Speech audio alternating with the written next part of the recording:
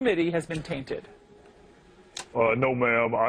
What I want our committee to start doing is working, which is interviewing witnesses and accessing documents. And all of this politics, I'm sure, is interesting to the viewer. But if you want to find out those 4 tranches, those investigative tranches with respect to Russia, we need to start interviewing witnesses and accessing documents and let the politics kind of go away. Isn't that the problem right there? I mean, as you've just spelled it out.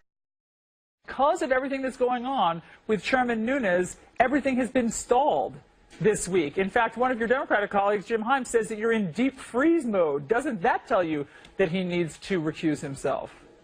Well, I'm smiling because I don't know when Congress not doing something for a week was deep freeze mode. That's not unusual up here that we would have a week where we didn't have a whole lot to show for it. But you were scheduled. Hold on one second, Congressman. I'm sorry to interrupt you, but you were scheduled to do interviews and to hold hearings. Sally Yates was supposed to appear, Jim Comey.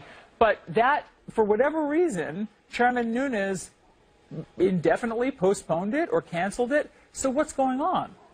Well, I think that for whatever reason, it's really important. You saw the hearing last Monday where almost 100 times the 2 witnesses said, I cannot answer in this forum. So why you would go back to a forum where the seminal witnesses can't answer the question is befuddling to me. I want to talk to Sally Yates. Sally Yates is an important fact witness. We're going to talk to Sally Yates. The fact that we didn't do it this Tuesday doesn't mean we're not going to do it next Tuesday. But why didn't you do it this Tuesday? We're about a week behind. We're about a week behind. But if we start next week, we can catch up.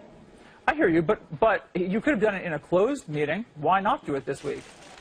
I think it's important that we talk to Comey and Rogers again first. They really are, Allison, the 2 most important witnesses, at least with 3 of the 4 tranches. And when you answer 100 times, I can tell you, but I can't tell you in this forum, then why would you not bring back the 2 seminal witnesses to say, okay, we're in a different forum. Answer those almost 100 questions, and then we'll move to Clapper, and then we'll move to Brennan, and then we'll move to Ms. Yates. Okay. That is the natural chronology, and that's what I hope we do. You make a great point. Why didn't it happen this week in a closed forum? It was scheduled, and then it was canceled.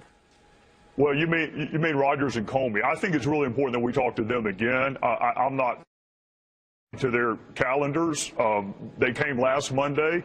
Perhaps they could not come this week, but it is, in my judgment, indispensable that we talk to the 2 seminal witnesses again, see what questions they can ask. That's then going to lead to different questions for Ms. Yates and Brennan and Clapper. So there's always a natural chronology in an investigation. I like to go chronologically. I like to start with the seminal witnesses, and then they can identify other witnesses. I don't know what Director Comey and Admiral Rogers scheduled. They're 2 really important, busy guys. The fact that they could not come back-to-back weeks before Congress and spend 6 hours before us does not surprise me.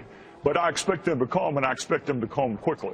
And so Congressman, if Chairman Nunes shared sensitive information with the very source of the investigation, meaning the president and the White House, doesn't that compromise him? Well, you're making an assumption that I don't make.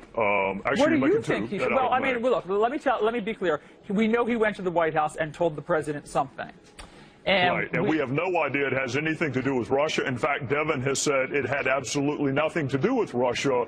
So if the new rule is that the chairman of the House Intelligence Committee cannot share information with the commander-in-chief, we're in a whole new world, Allison. If that's the new rule, Devin says it had nothing to do with Russia. I have no reason to doubt him. So if it's got nothing to do with Russia, then no, the White House is not the target of the investigation. Mm-hmm.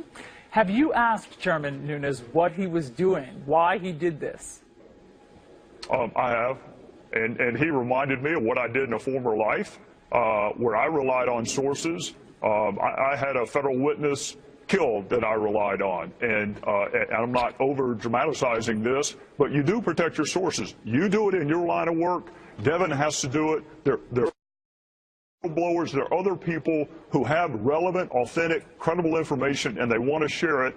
You protect your sources. Devin is protecting his. He's protecting it so much he's not even telling us who it is. But I would say this, Allison, shouldn't we be more interested in the authenticity and the reliability of the underlying information, whether it's the gardener or the cook or someone else? is secondarily important. The authenticity and reliability is what's most important to me of the underlying information. Well, sure. And so what is I mean, that's what you're trying to get to the bottom of, right? Is what are the connections? Are there these ties between the Trump campaign, the Trump team, and Russia? So how are you getting to the bottom of that? Two separate lines of inquiry. What Devin went to the White House about has nothing to do with Russia.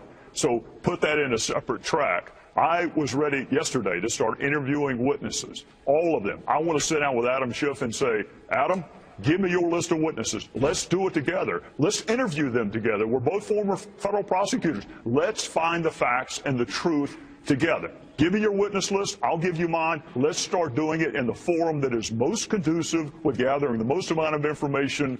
But, Allison, the trip to the White House that Devin took had nothing to do with Russia. So let's don't conflate the trip with the investigation. Congressman Trey Gowdy, we appreciate your insight and you being here with us.